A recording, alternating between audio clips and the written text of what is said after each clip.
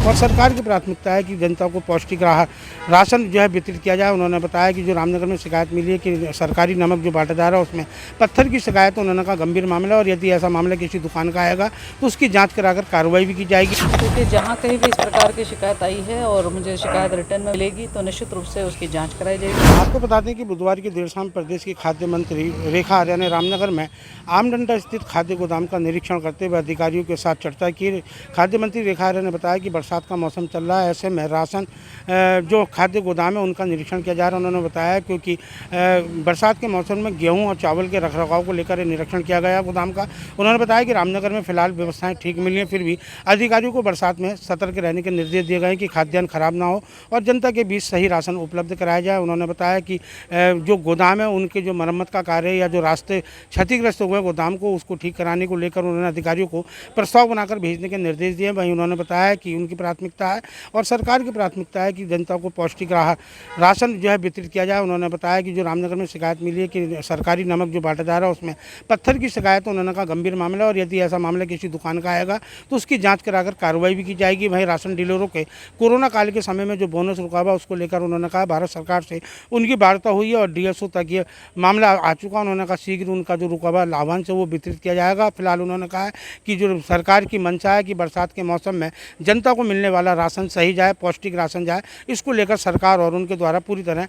युद्ध स्तर पर प्रयास भी किए जा रहे हैं। इस दौरान विभाग के सभी अधिकारी मौजूद रहे। रामनगर से राजीव अग्रवाल के साथ कैमरामैन बंटी अरोड़ा, सुरागी लाल न्यूज़ चैनल। आमडंडा में हमारा खाद्य गोदाम है और आज खाद्य गोदाम इन दोनों बारिश के दौरान में किस स्थिति परिस्थिति में रह रहा है या किस स्थिति परिस्थिति में है, इसको देखने में यहाँ पर पहुँची थी और किस प्रकार से अपने जो चाहे वो गेहूँ हो चाहे वो चावल हो उसका रखरखाव किया जा रहा है और अन्य क्या व्यवस्थाएं हमें यहाँ पर आवश्यक है, ये आज यहाँ पर अधिकारियों के साथ निरीक्षण करते हुए समीक्षा में सामने आया है कि कई चीज़ें जो है यहाँ पर अभी की जानी है, जिसमें रेनोवेशन से लेकर यहाँ आगे रास्ते को ठीक करने से लेकर इन विषयों को रखा गया है। तो मैंने अधिकारियों से यही कहा है कि एक तो ये शासन स्तर पर प्रस्ताव को भेजने का काम कर लें और दूसरा जो है जिला योजना के मद से भी हम लोग इस पर विचार कर सकते हैं। तो फिलहाल निरीक्षण के दौरान में सभी स्थितियाँ जो चाहे वो गेहूं के कट्टे हों चाहे वो चावल के कट्टे हों अभी तो दुरुस्त अवस्था में ही मैंने देखे हैं और यहाँ पर एक और स्टोरेज खाद्यान्न भंडार बना है जिसका इनॉग्रेशन पूर्व में हमने किया था, जो कि इस बात की आवश्यकता कि इधर टनकपुर इस तरफ भी जो है या गढ़वाल की तरफ भी इसकी सप्लाई हो सके, तो निरंतरता बनी हुई है जो अच्छी बात है। देखिए पूर्व में मेरे यही डायरेक्शंस थे कि भाई जितने भी हमारे खाद्य गोदाम हैं वहाँ पे हमारे तोल मशीन जो इलेक्ट्रॉनिक मशीन है वो रहनी चाहिए और वहाँ से जो राशन का उठाव होता है फिर उठाव के बाद में डोर टू डोर डिलीवरी होती है, तो वो डिलीवरी एग्जैक्टली यदि 50 कुंटल उठाए तो 50 कुंटल भी हमारे सस्ता गला विक्रेताओं के पास में एग्जैक्टली उतना ही पहुंचना चाहिए। उसको सुनिश्चित करने के लिए इलेक्ट्रॉनिक वेइंग मशीन लगाने के लिए निर्देश दिए थे। तो मैं समझती हूँ कि कहीं पे भी हमारे सस्ता गला विक्रेताओं को दिक्कत ना हो, जितना उनको मिलता हो जितना वो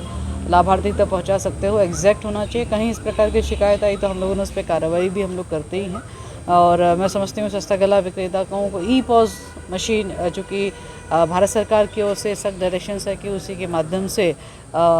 इसका वितरण हो, तो वो हम सभी को मानना है, इस बात को वो भी समझते हैं, तो उसका प्रशिक्षण भी हम लोग दे रहे हैं। तो मैं समझती हूँ कि अब उनके लिए कार्य करना थोड़ा सुविधापरक हो जाएगा और थोड़ा कार्य में पारदर्शिता भी बनी रहेगी। देखिए जो हमारे राशन डीलरों की जो खासकर कोविड पीरियड के दौरान में उनकी जो NFSI के तहत जो उनका लाभांश इत्यादि था वो आपको ध्यान होगा तो मैंने पूर्व में ही भारत सरकार से उसमें स्वीकृति मिली और पूर्व में ही हमने शासन से हमारे DSOs तक में वो पहुंचा दिया है। तो मैं समझती हूँ कि हर बिल को पूरी अकाउंटेबिलिटी के साथ में परीक्षण करते हुए वो दिया जा रहा है, तो जो कोविड पीरियड वाला भी लाभांश था वो अब उन तक पहुँच रहा है। देखिए जहाँ कहीं भी इस प्रकार की शिकायत आई है और मुझे शिकायत रिटर्न में मिलेगी तो निश्चित रूप से उसकी जांच कराई जाएगी। और नमक सरकार की ओर से इसी ध्येय के साथ दिया गया था कि हमारे यहाँ पे आयोडीन की कमी ना हो, हमारे यहाँ पर